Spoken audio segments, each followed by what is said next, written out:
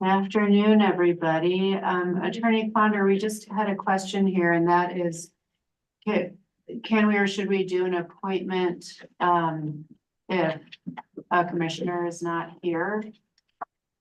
We're waiting for Dana Gonzalez to join. She confirmed, but she's not here, so we're wondering if we should still appoint her. You certainly can, but if you would rather wait until she's there in person to sort of welcome her, you could certainly postpone that item later on the agenda, potentially, or a different night. But you can legally accept the appointment even if she's not present. Okay, I think we'll do that then. Okay. Well, good afternoon, everyone. I will call the Town of Lyons Urban Renewal Authority meeting to order. Clerk Vasquez, can we please have the roll? Yes, Chair Rogan. Present. Commissioner Hamrick. Present. Commissioner Dottie. Present. Commissioner Lowell. Present. Commissioner Williams. Present. Commissioner Drystad. Present. Commissioner Weiss. Present. Commissioner Browning. Present. Commissioner Delman. Present. Commissioner Cope. Present. Thank you. Please rise for the Pledge of Allegiance.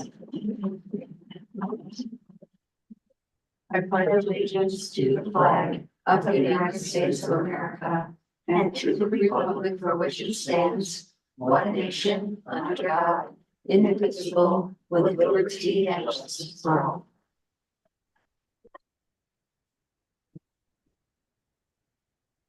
Thank you, everyone. Is there a motion to approve the agenda? So moved. Is there a second? A second. Any discussion? Okay, I'll call for the vote. If you're online, you can signify yes by raising your hand. That motion passes unanimously. Thank you, everybody. Next up, we have consent agenda. Would you please read consent into the record? Yes, item 1 is the December 14th, 2023 Lura meeting minutes. Thank you very much. And Attorney Ponder, since we've had some shifting around of the authority since this meeting, should folks who were not at that meeting recuse from voting? That is a great point. Yes, if they did not attend on those minutes, as long as you still have a quorum, I think if they feel comfortable, they can vote. But ideally, it's just the people that attended that meeting that approve those minutes. And so that would be 1, 2. I'd have to I look. was not there. You were not there. You were not there. I was there. You were there. Okay, so let's see.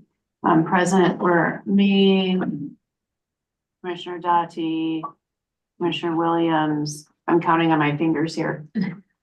And Commissioner Cope. So that's 4 total. Interest. And you were there. It says you were absent. It says you were absent.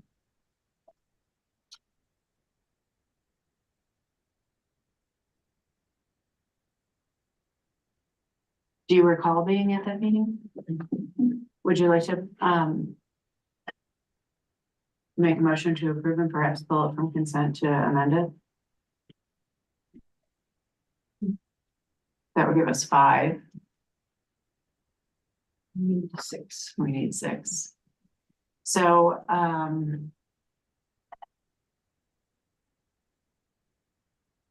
So legally, the board can approve past minutes even if they're not in attendance. I know that some people just have a discomfort around it. So you can still proceed as long as there are those that are in the room that are willing to approve those minutes, even though they weren't present, you can do so. Does that make sense? yep, that makes sense. So let's see, is there a motion to approve consent? So moved. Is there a second? A second. Any discussion? Okay, we'll call for the vote. 1, 2, 3, 4, 5, 6. All right. Passes. Motion passes. Thank you very much. All right, moving on to general business. The first item is resolution 2024-01. A resolution of the Town of Lyons Urban Renewal Authority accepting the appointment of Commissioner Gonzalez to the authority. The Executive Director Simonson, is there a staff report? This position became vacant upon the resignation of Joy Seacrest. Oh, yeah, Joyce, No, Joy, no, this one is, yeah, Commissioner. Emily. Emily Bean. Emily Bean, they both have them about the same time. And the county has chosen to appoint Commissioner Dana Gonzalez as the representative for Boulder County. We were expecting their attendance tonight, but obviously not here. So it's whether or not the board or the authority is comfortable with appointing them in her absence. Thank you. Any questions?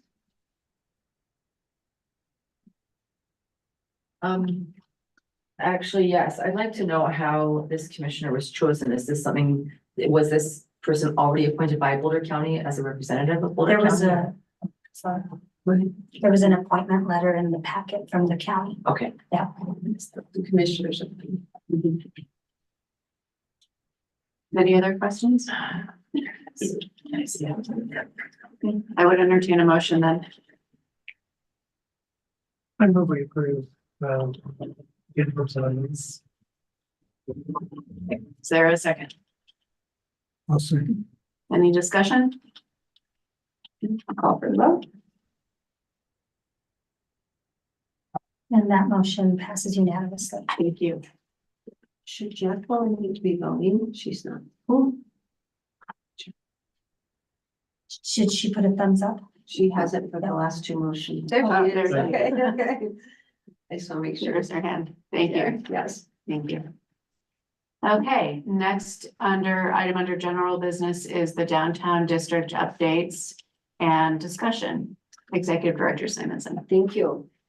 We haven't been able to meet since December, so we thought with the appointment of Commissioner Gonzalez, that we were going to be meeting, and we thought it would be appropriate just to give you an update of some of the activities happening within our current urban renewal area, so that you feel a little more up to date since it has been a little while. So I have asked our finance director to give an update on just some of the TIF data we've had in that area happening so far this year. So just to give you a historical look, and those of you who are in the workshop, I did just talk about this, but so for 2022, the TIF received from the URA was about $28,000. In 2023, it was about $29,000. It is expected, of course, to increase for 2024 due to the new assessment. And it's expected to be somewhere around 36,000. So we'll see where that comes in. And then just going back to the expense side, we usually see about the last couple of years, $20,000 to $25,000 in expenses. So you can see the gap there of revenue to expenses is pretty low. And pretty small. But sales tax overall, I know URA doesn't receive sales tax, but just to give you an idea of how our local businesses are doing, our sales tax right now currently is about 8.8% higher than it was last year. So, I mean, for us, for the town, that's about $30,000. So, but of that amount, about 53% of it is generated by local businesses. So that's definitely, a good thing. And it's definitely a part of the URA being that the downtown district, does generate a certain good chunk of that money. So just a couple little data points to look at there. Thank you. So we wanted to share that. And then I have some other updates. I just want to use this time to bring you up to date. As you guys have probably noticed, the Broadway Avenue improvements are starting to wrap up. The Broadway Avenue improvements that the URA invested in will be adding 52 new parallel parking spaces, a multimodal path that will now connect the west end of town to pretty soon the junction of 3666. they are currently finishing up the landscaping, and today they are paving the asphalt frontage road. Now, that will not be a general traffic road. That will be for deliveries, trash pickup, those sorts of things. So it is, you may or may not know, some of the trucks literally have to park on the highway to unload, and so this will get them off the highway on that corner. We are seeing a couple more needs that have come up as part of that project, and something for us to consider in the future might be an upgrade to three-phase power on the Broadway and Main Street area. We have two businesses that would currently definitely benefit from that. But as everyone else is experiencing with rates being so high, they're not willing to invest right now in that. And then undergrounding of electric service lines. So you may recall that as part of this project, we did put in the underground, the main electric line on the 400 and 300 block. It was then each property owner's responsibility to underground their own service lines. A few of them chose to do that while the construction was happening. A few did not. So we went ahead and put in we stubbed out the conduit from the main to their property line. So if in the future they choose to do that, it won't mean tearing up all of the work we just did. Now, we have encouraged those owners to access the revolving loan fund at 0% interest to do that. And at this point, they are still not interested in doing so. So those are two needs that really we came up with through that Broadway improvement project of the local businesses. The second investment that we've been making in the downtown URA urban renewal area is a wayfinding study and preparation for new signage in the downtown area to help visitors better identify and access parking amenities that seem to be popular in town. And then also to just upgrade the look of our downtown and make it more interesting and consistent along the way. So those are some areas that we still are seeing needs. I think we also all saw the lighting improvements made on Main Street this year, putting in all the ambient lighting on the 400 block and the runway lighting on the 300 block. We are preparing to put in a grant request with the same group to do Broadway Avenue as well. So that will have that same ambiance and attraction for people walking, especially in the nicer months. There is a concern that is being expressed by a lot of the business owners in the downtown urban renewal area, and that is the cost of the property taxes in our commercial district. And I know the Board of Trustees has talked about that, but the Urban Renewal Authority really hasn't yet. But we are hearing from several businesses that it's almost becoming impossible to recoup any revenue above what they have to pay in their leases and their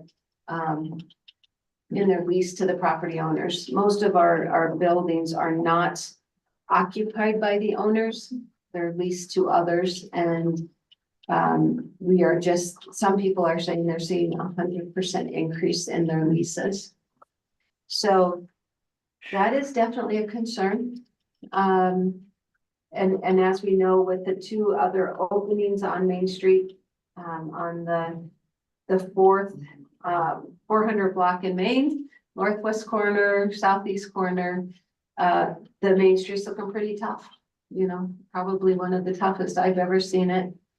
And so, this is a time that if we can get creative or promote any type of rehabilitation downtown, would be really great. So I did ask a couple ways that we are trying to address those issues.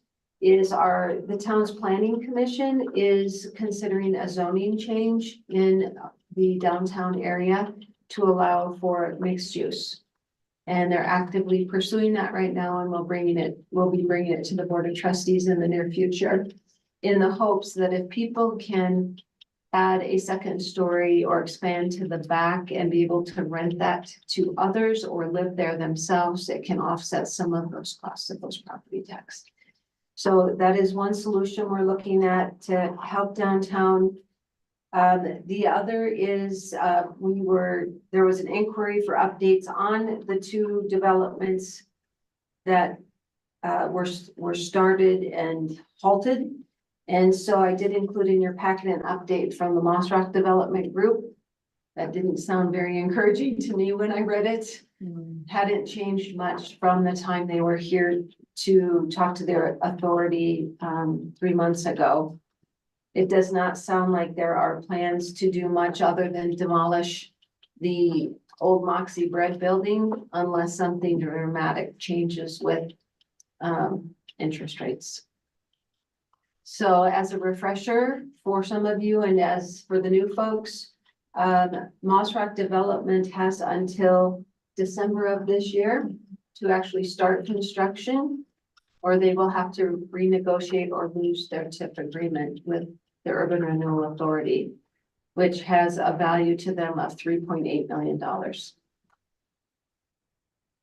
Can I ask a question? Sure. Can you remind me if the demolition is considered construction? Yeah, that was one of the questions, Attorney Quander, I think we've been asked before was, does the demolition of the buildings constitute the start of construction or not? Thanks. No, it does not. We've defined it as kind of commencement of kind of the project development versus the demolition of the existing building. Although in the amendment, we did call out that the demolition was something they needed to pursue during this interim period as part of the extension. And we've clearly communicated that to Moss Rock. It was part of their new development agreement, so yes. So they understand that that doesn't count as construction. They had to show an effort, if you recall, they had to show an effort to abate that property of the asbestos and demolish the building. But construction of some sort is to start by December. Okay. And so we can reiterate that to them, of course, because I'm trying to reach out to them at least quarterly to get updates. The other is the northwest corner of 4th and 2nd. And I did get an update from those owners after your packet had gone out. They gave me a brief update saying the status of 402 Main Street is new design exploration while simultaneously entertaining a sale. So it said we presented a few building sketches to town staff a couple of weeks ago for initial impressions and feedback. We are modifying those sketches based on the comments we received. We are also listing the property with Brian McCann for a possible sale. This project is tough for us because we love that corner, but when purchased, had not considered redeveloping from the ground up. We will work on getting construction estimates to rebuild a small retail center akin to what burned down, with the potential of expanding to a second story in the future as demand warrants. So that's their update. So I wanted to give you those two updates. I also wanted to let you know that I did talk with Neil Sullivan at the St. Vrain Market, as he has a TIF agreement with you as well.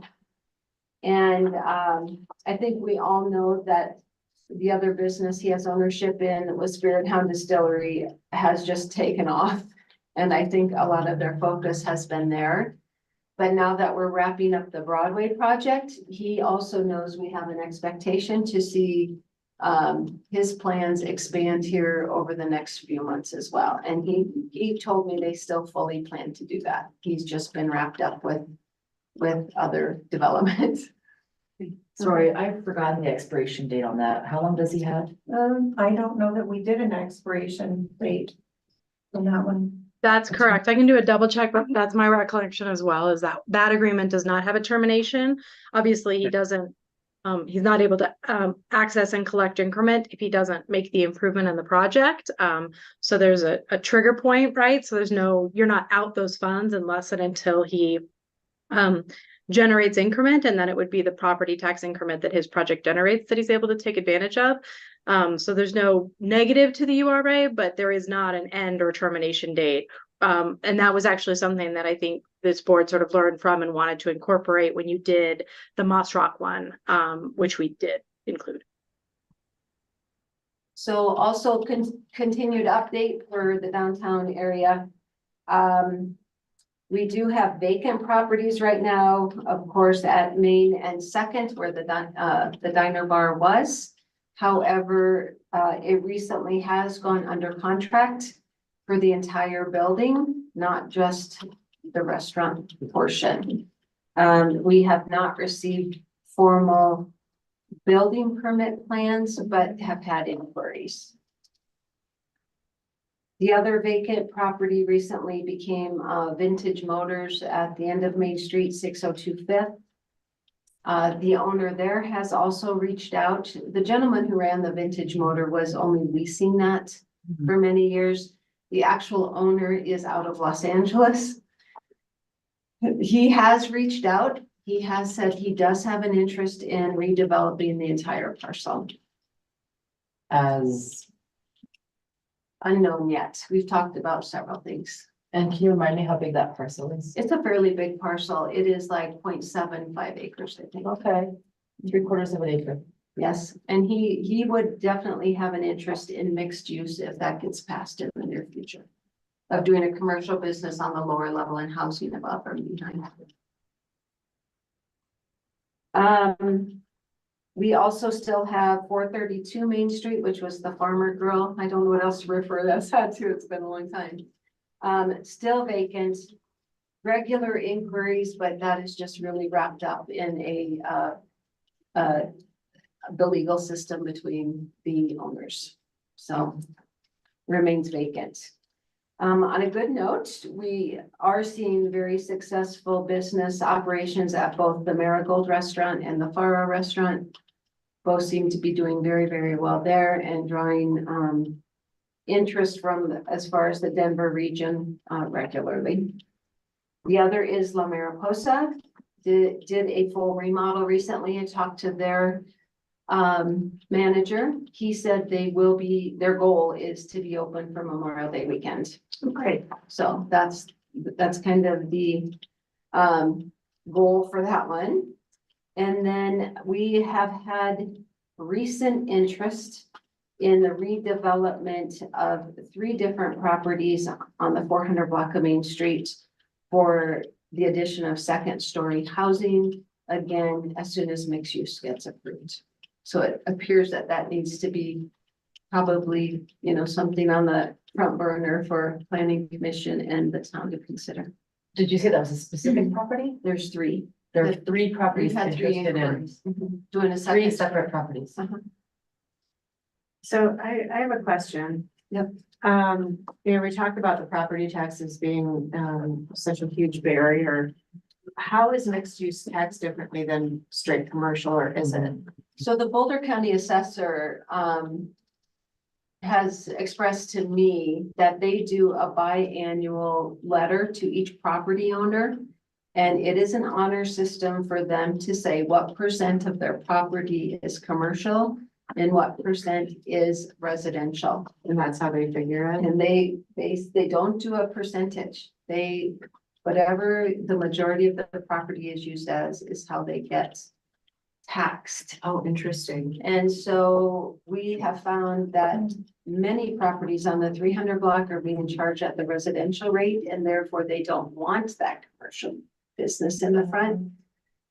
And that has caused some issues. At the same time, almost everyone on the 400 block is being charged as the 29% commercial.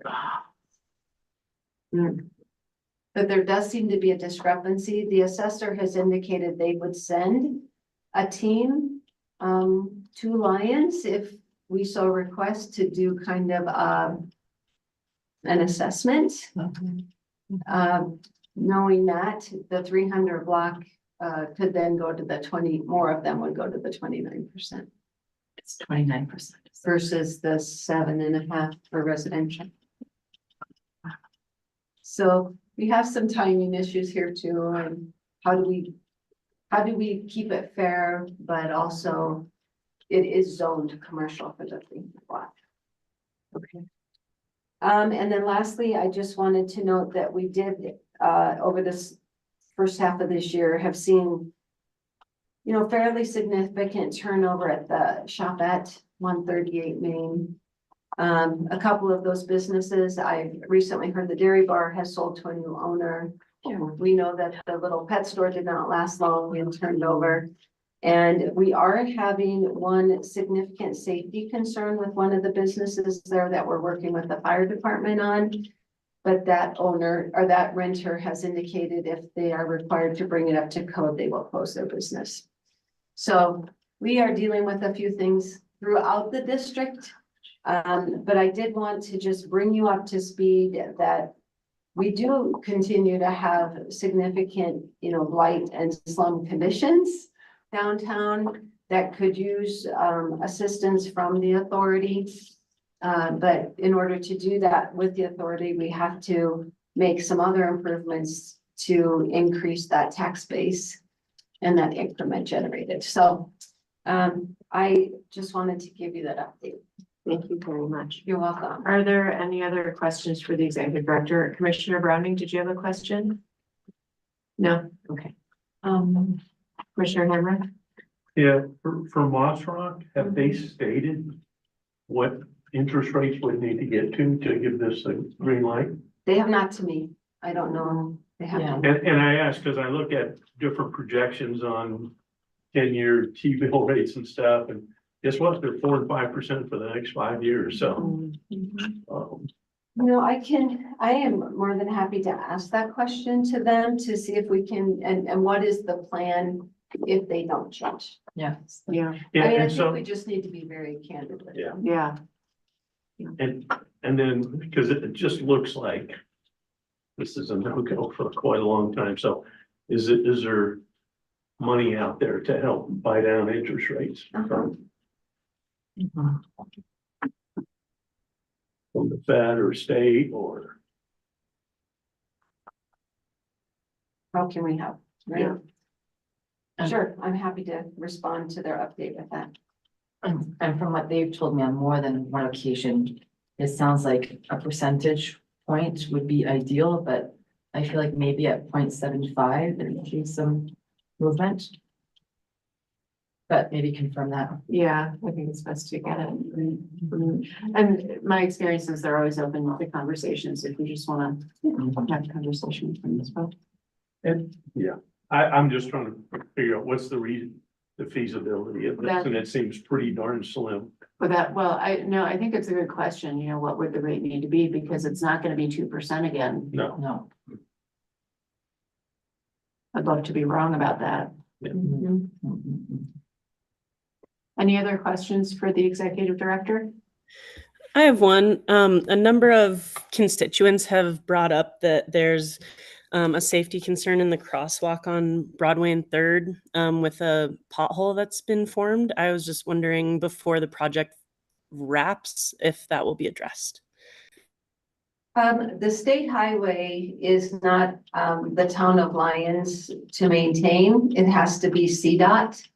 So our best efforts can be taken by CDOT has on their website a portal to report the bad potholes.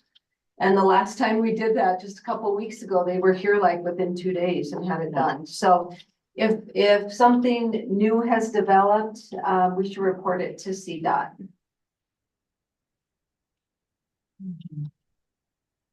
And I can have staff also, you know, report it, no problem. Growing daily.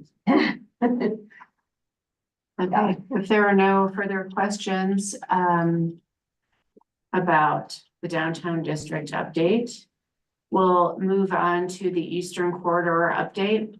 And so when we started putting this agenda together, Originally, the question was, do we want to talk about forming a URA area in the Eastern Corridor? And I think, we will have to make that decision eventually, probably in the not too distant future, but considering that there's 3 new commissioners, that this can be some dense subject matter to get our minds around. Thought it would be more beneficial to kind of segment this out. So what I'm hoping for today is to get an update on what's going on in the Eastern Corridor, because a lot has changed since our former commissioners have rejoined the commission, rejoined the authority. So getting an update on that, and then Commissioner Browning, I know it's not your most up-to-date work, but I did want to include your paper in this packet. So the intent is not to walk through that paper, but I think the intent today is to get this update and ask questions about what an Eastern Corridor area might mean, and have a more fulsome discussion, perhaps at our next meeting, after we've had a chance to digest the information, maybe ask some questions, and just give it some thought. So this it's such a consequential decision that it's not a process that I am thinking that we should rush. So that's the plan. So, I'll leave it to staff to give us an update on the Sure. Eastern Corridor. So the Eastern Corridor, if that was helpful, what we just did, I'll just give you some updates of what's on the horizon from the staff being contacted. As you guys know, Spirit Hound has had a tremendous, successful opening of their whiskey line, winning numerous world-class awards. They have expanded, or they are doing their expansion into the Clark's building. The Clark's building is intended to be where they will take the finished product to label and prepare for shipment. So that's how they plan to use that. They will be doing no production in that building. I heard today they started painting it. They're gonna do a similar look to what the original building is. And also are in discussions with Circle K about the potential future of that location. So, Sorry, who is in discussion? Spirit Hunter. And Circle K. Right. Yep, they found a direct. So that's kind of what's going on in that area. As we all know, the access to that whole area for the CDOT access is just very, very difficult, very challenging, very dangerous in my perspective. And they're trying to take that in their own hands a little bit right now with where they're allowing cars to go in and out. And so I think they're kind of gearing up because CDOT will only allow 1 access per business.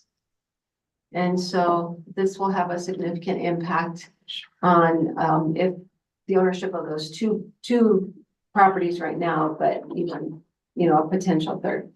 So also happening in the Eastern Corridor is the St. Vrain Trail expansion project, which we know is going out for bid the 1st of July. Hopefully will be under construction this winter, completed by the end of the year. And involvement with Boulder County on the US 36 feasibility study of a bike lane from Boulder to Lyons continues. Yesterday, I did meet with Boulder County on some other issues, and they're really excited about this opportunity. So I was sure to reiterate to them that the intersection would have to be theirs.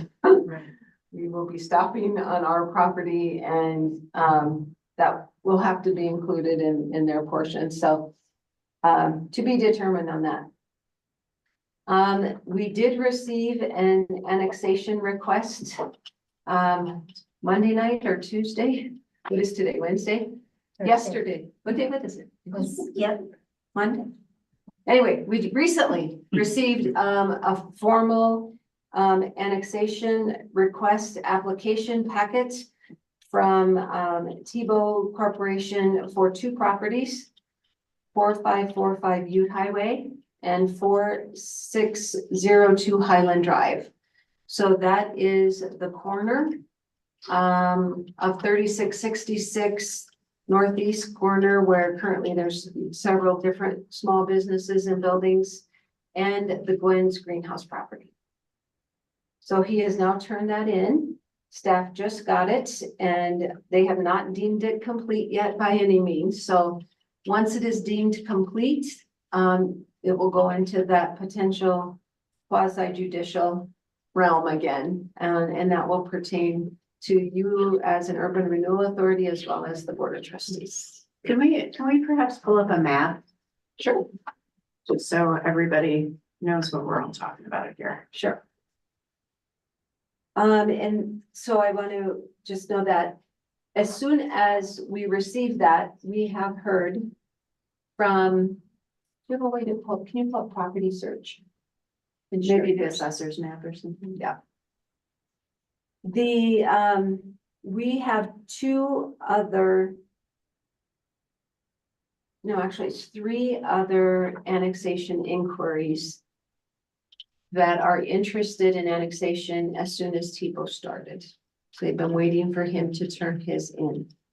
Are they waiting for him to be deemed complete? They were waiting, probably because, I think most of them are interested in him expanding the utilities. So these are three others in the area. Yes. Mhm. So if you'll go out to that map actions and go to Lyons or municipalities. Oh, no, down one. I know you don't use this as much as we do right here. And go to municipalities and go to Lyons. And then go east, just pull it. That way. Onto this area. Click that one, and then click. Yes. If you have any burning questions, just go to your social. This way. And Victoria, and Madam Chair, if you don't mind, I can also share, if it's okay, I know it wasn't in the packet, but I also have some slides from a kind of update presentation I gave back in 2022 that show the area that you were talking about at that time and really in 2020 about expanding as a potential plan area. And then similarly, another slide just on kind of status. So when we get into that, I'm happy to share that map if that's helpful. Thank you very much, Attorney Klonder. So we were just received the annexation application for these two parcels. If you'll do that one and the one below it. Okay, those are the two owned by Tebow. Right behind it, it's okay. Right behind it, the two properties to the west are interested in annexing. So the other side To of the the west. dispensary. Yes, Okay. and the long skinny piece, and then the property to the north, that's a residential. Okay. And are those properties interested in redeveloping as well? Yes. Okay. And yes. So this is, I think, important because we've talked about for many years, something happening out here. And as some of you know, the county recently went through the zoning moratorium and then chose to rezone all of these parcels as ag. And so that comes into play in regard to the Urban Renewal Authority. In regard to ag is the lowest rate of taxation for the county. So if there is an interest in doing something, this would make the base, the foundation of any kind of tax increment or another type at the lowest it could be. Because all of these folks would have to rezone from ag in order to do what they want to do. And so the increment actually would be the highest. Yes. The increment will be greater if the base is ag. Yes. Got it. So if the base is ag and they develop or redevelop into commercial, that will be the largest increment. If the property, so Tebow is really interested, I'll just use another mouse. He's interested in developing this square. It's not really a square. The front half of this parcel with this, okay? Mhm. He would be interested in reselling this back half to someone to do housing. And that would still generate more increment than that. And then the person behind would like to continue to be residential, but potentially some higher uses as well.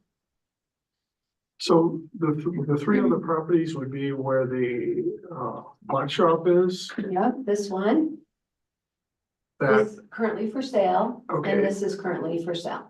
and then what used to be called the Maples, is that the other property you're talking about? So it's over the bridge on the left. I don't know the It's that old Maples. farmhouse. Yeah, it has some historic cabins on it. Yeah, yeah. It just recently sold. Yep. Yeah. So this area, as we know, you have to have contiguity to start that annexation process.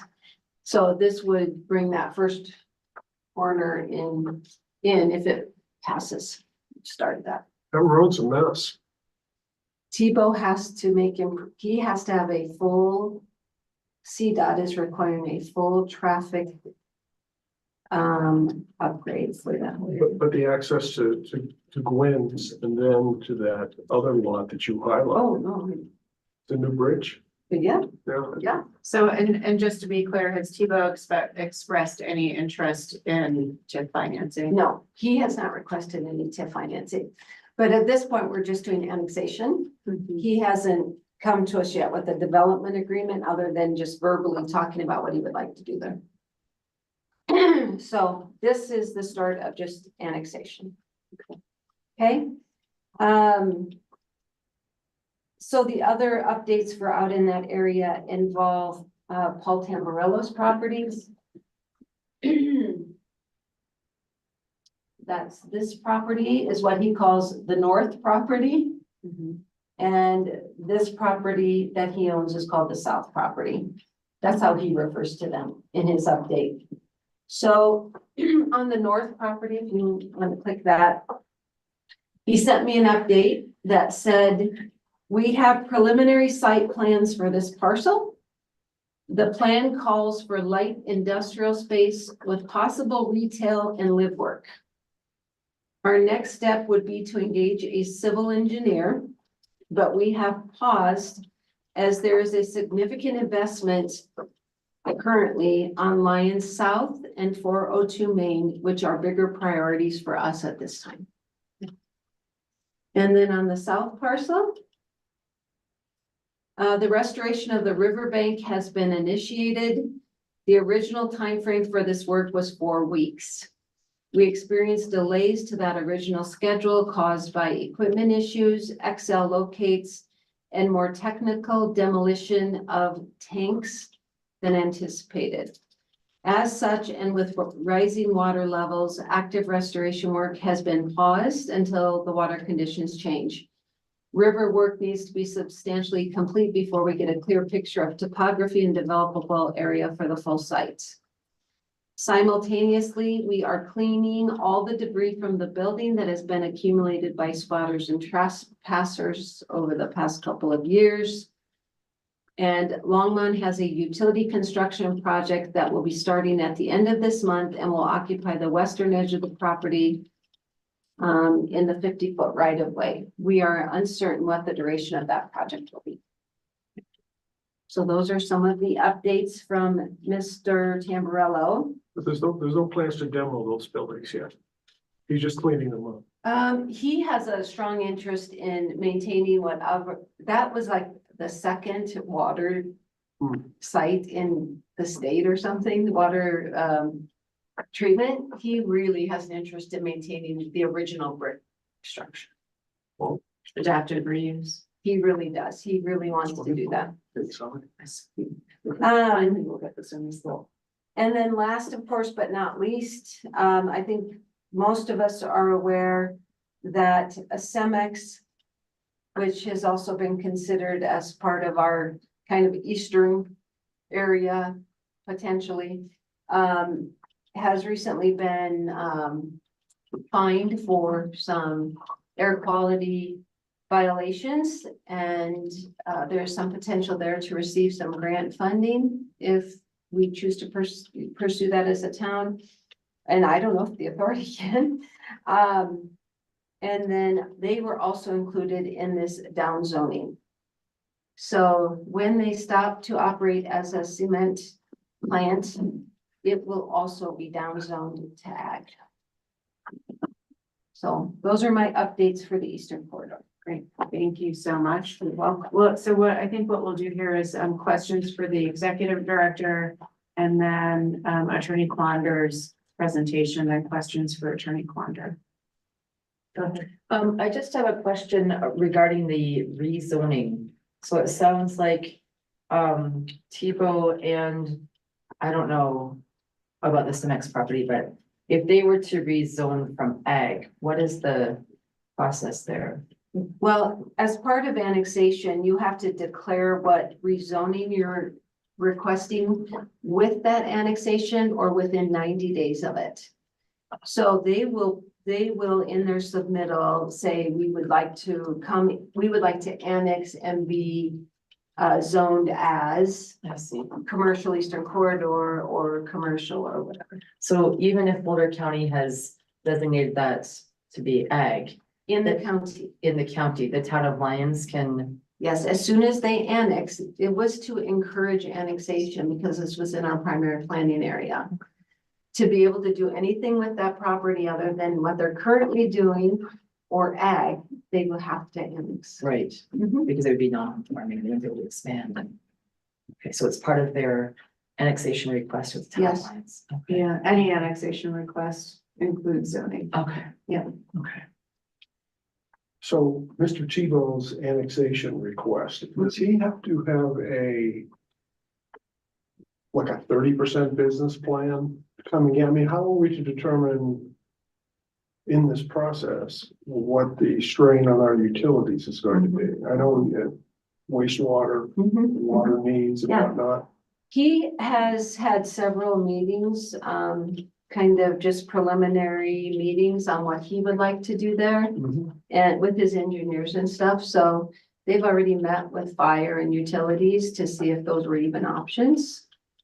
So I think he's very interested in starting the annexation and pretty simultaneously getting his development in front of you as well. Okay. So somewhere, and I think at the Board of Trustees meeting, weren't we talking about some sort of a mini mall type situation up front? That was brought up somewhere in the. He's he has plans to do a Circle K Oh, that's right. and a drive-through coffee. And potentially a space for either several small businesses or one more type of a general store. But I haven't reviewed this packet yet, so it's not ready to be out there publicly yet. Barney. I'm sorry, what's the current situation with the sewer plant in terms of? Yep. Development in the Sure. Eastern Corridor? Sure, we are in the midst of JVA is the engineering company that was awarded the wastewater treatment plant, what do you call it, feasibility study upgrades. They are reviewing as part of that plan capacity and options for expanding. But when we did the plant back after the flood, it did include potential expansion of the Eastern Corridor. Because as we talked about earlier, in 2019, we did that condition study out on the Eastern Corridor.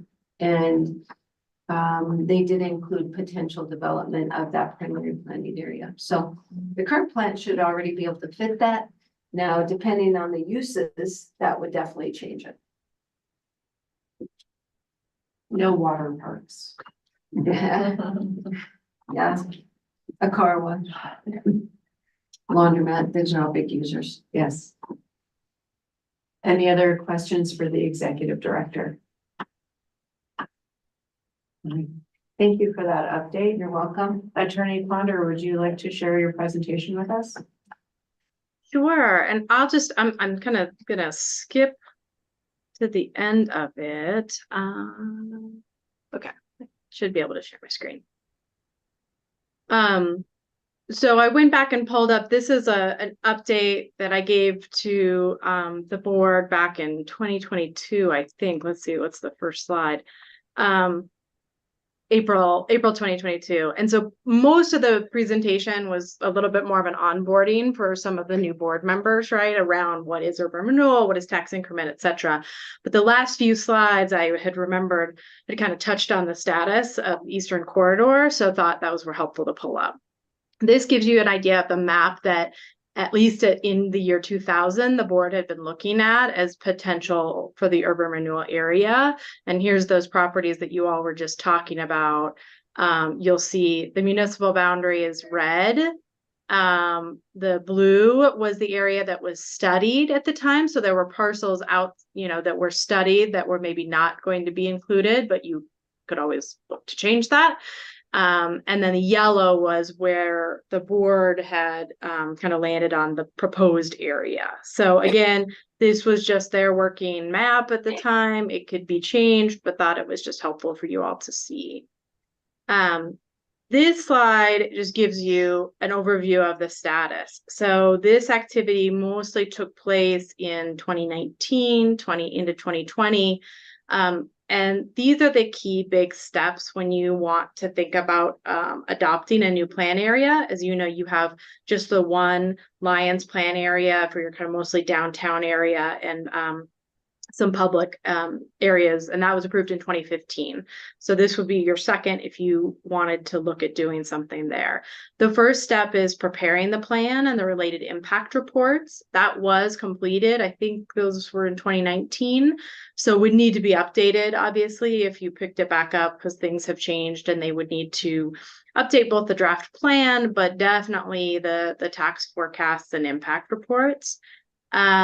At the time, we did not do a new condition survey because you all were lucky when you studied your various properties in the town back in 2015. You did a really wide study. So we already had that, and what was performed was essentially a confirmation analysis, which is what's allowed. I think you would want to go back and do that again. And the idea is that you're confirming that the specific parcels that you're now looking at for a plan area that were looked at in 2015 when blight was found, to look at those again and confirm that it still remains. And just as a reminder, not every single parcel needs to meet the criteria of a blighted property, but the area as a whole does. And so can certainly answer questions there if there are any. We were sort of stuck in here when we put everything on hold. When you, under urban renewal law, when you want to pursue a new plan, you have to negotiate intergovernmental agreements regarding the sharing of tax increment with other taxing entities that impose a mill.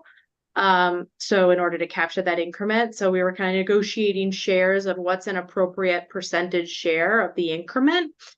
We had reached signed agreements with St. Vrain School District, the Library District, and the town, but we're still negotiating with Lyons Fire District and Boulder County. And it's been a few years, but I think my recollection was that we were close and final with Boulder. We just never finalized anything. They were generally supportive of the concept as and I think very focused on affordable housing, if I recall. So there may have been some components they wanted to see there, but we just did not reach a signed agreement at the time we put things on hold. Conversations with the fire district were more complex, and there were a lot of different moving parts and components. And so at the time, the board had a number of things it was focusing on and decided, let's just put it on hold. And put the Eastern Corridor discussions on hold. And that was that direction was given in April in 2020. So if you wanted to pick this back up, like I said, quite a bit of kind of initial work that might need to be done to update. And then we would need to kind of give a formal notice and restart that 120-day negotiation period. Assuming that actually progresses, then the final stage is approval of the urban renewal plan itself. That includes a board meeting of this body recommending approval of the plan. The planning commission also meets and makes a resolution finding conformance with the comprehensive plan, so they would need to analyze that. And then the third step would be the town board meeting. While the URA is normally the body that does most of these activities, when you're approving a new plan, that is a city council action. I'm sorry, not city council, town board action. And so that would be the final action there. In this instance, because there are properties that are not within the town boundaries, you also need the county's consent. And the consent of those property owners and lenders on those properties. So we'd have to take a look at, what is, because as you were just discussing, there's been some annexation petitions. So we'd have to really revisit what properties remain in unincorporated county and have conversations with those property owners, and if necessary, any lender that they have to ensure their consent to being included.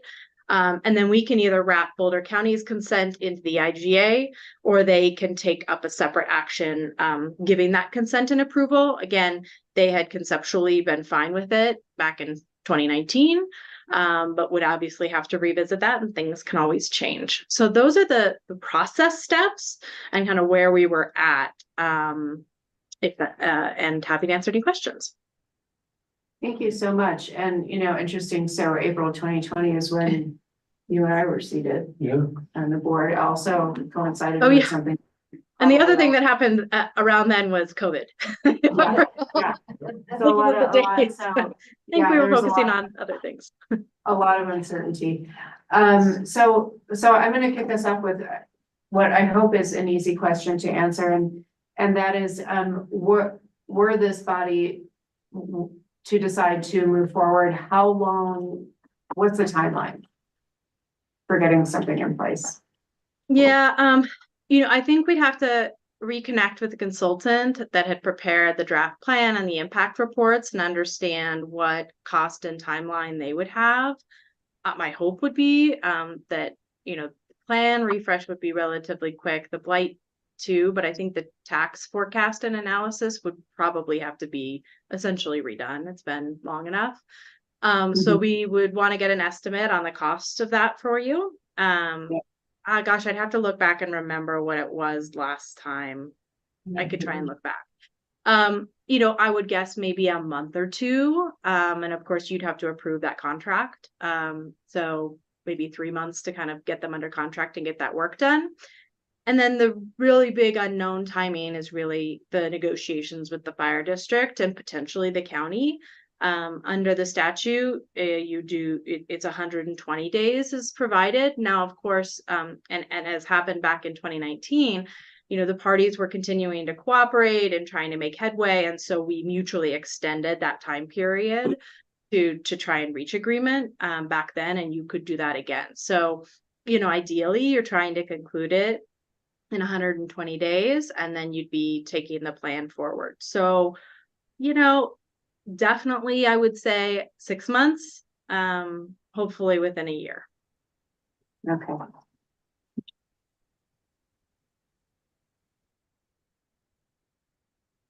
All right, other questions? I'm gonna look to my right first this time. Have you addressed that? No.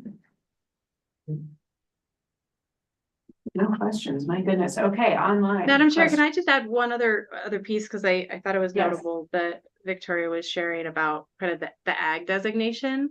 One of the key pieces, and she's right, if you are able to approve your plan at the time that ag designation is still there, there is kind of you're able to really capitalize on that increment when the assessment changes and the redevelopment happens, but it keys off of the time of the plan approval. And so we have to be really kind of strategic sometimes, because obviously different properties are developing at different paces, and so they may be annexing in and choosing a zoning and proceeding before your plan gets approved, and then you would not have that advantage. And so it kind of depends on the timing of different projects. And if there are really key projects that you're particularly focused on, then you want to make sure that ideally you're approving a plan before that conversion happens. Thank you for that. Okay. Commissioner Browning, questions? Yeah, A few questions. The map that was shown earlier that showed like the potential Eastern Quarter URA area going out all the way to Highland Drive, I think the far east property there would be the Shady Lane property. If I'm remembering right, the Lyons Fire District area doesn't go out that far, that it stops partway through the Eastern Quarter and the rest of it is the Hygiene Fire District. And early on, there was some discussion of could the Hygiene Fire District possibly cede some of that territory to the Lyons Fire District? But then the fire district told us years ago that was very difficult to do. So did that map include some areas that aren't in the Lyons Fire District? Gosh, I would have to look back. I do sort of vaguely recall that, but I thought that it was resolved that Highlands wouldn't serve them and that the Lyons Fire District would, but I would have to go back. It's just been too long. But I And don't perhaps recall. Commissioner Cope would. Yeah, and have- Commissioner Cope may be able to answer that. So my understanding of that is, after the MOU with the town was signed, we basically concluded that we'd make it work with hygiene and we'd somehow take over that part of it, just so that we would be in sync with the town of Lyons. Okay. So I don't know if that's we have some sort of a transition plan on the sales tax revenues or how we'd work that out, but we were optimistic that we would end up taking over that territory. Thank you. Additional questions, Commissioner Browning?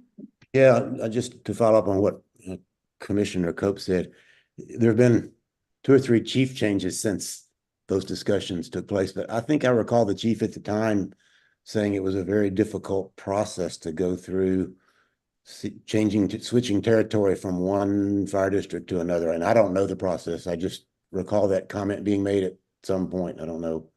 Maybe the new chief maybe you've looked at it since then. I don't know. Yeah, I can't speak to what former Chief Hoffman might have said, but as far as our legal advisor, it's not that big of a deal at all, and it happens all the Okay, time. good. The other thing I'd just note on the map is Cemex was mentioned, but Cemex is clearly in the Hygiene Fire District, and that I would think would be, depending on what happens to Cemex, would be a big deal as to whether that property would get taken into the Lyons Fire District, certainly with its current use. But the Cemex property isn't on our target area, even though it's in the Lyons planning area. Is that right? I mean, I guess I'm asking whoever did the map. I mean, the map didn't include Cemex either. So if we're talking about, Cemex could go away sometime and that property could be developed, but that's one I think that's definitely in the Hygiene Fire District, and that would. Yeah, I don't think they'd be willing to just give that up without a lot of money. That's the So big I think- the tax base. Yeah. So if I may, I think the question is which subject properties are in which fire district? And what would the process look like to negotiate that? I think that's the question that staff might research and answer to. Okay. Another question is what's the cash balance in the URA account now? I mean, we got the gap for yearly revenues and expenses, but how much cash? Director Eisner? And we haven't completed the audit yet, so these would be completely preliminary. Probably gonna be around 20,000. And projected at the end of 2024. And our projected revenue for 2024, which I know you mentioned in the workshop. What was The projected revenue for projected revenues around 36,000? Yeah, so I would say, yeah, probably at the end around 20,000 of this year. Okay. And related question is, any estimate of the costs of doing the financial tax update study? My vague recollection is we were looking at $5,000 to $10,000 on that. And then I guess the legal costs for what have to negotiate the other agreements and maybe deal with 2 fire districts. And, I was wondering how the cash balance would compare to the potential cost of doing those studies and legal fees for getting an Eastern Corridor area done and, you know, Well, would, I would the think one town of of the- Lyons have to come out of pocket again Well, I to, think one of the next Yeah. steps was to get an estimate of what all of those costs might be, so we don't know yet, but that's one of the next steps is finding that out. okay, thank you. Thank you very much. In 2019, I'm just looking at some past information for the financials. In professional services, we had a little over $86,000 in expenses Okay, in 2019 in 2019, only. okay. Were we doing the Moss route that year too? No, that No, that was, came later. that Yeah, came that in was 2022. yeah, 2021, 2022. Well, there's gonna be a lot to think about, before our next discussion. I hope that for our next discussion, we can get a better sense of what the investment might be. I also think that, we should distribute the guardrails Yes, to the, existing commission so that, people understand what we've already said we should not do. Yeah. And should do. We can certainly send those out as well. yeah, and the presentations, for those of you who didn't join the workshop, we're gonna be sending out the great presentation that Director Eystone did, kind of, you know, your Lura 101, and Attorney Ponder, perhaps we could recirculate those slides that you shared as well. So everybody, you know, on these beautiful spring days can spend some time thinking about the URA. Okay. Well, if there's nothing else about that today, this is, thank you for the presentations. Thank you for the questions. I know we're gonna have some vibrant discussions as we move forward with this decision-making process. If there's nothing else, are there any future agenda items any commissioner would like to talk about?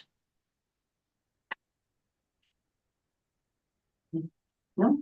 Okay, all right, then I would entertain a motion to adjourn. So moved. Second, Second. discussion? No? Okay. Online? All right, motion passes unanimously. Thank you very much, everybody. Have a wonderful evening. Appreciate your time. Good Travel night. safe.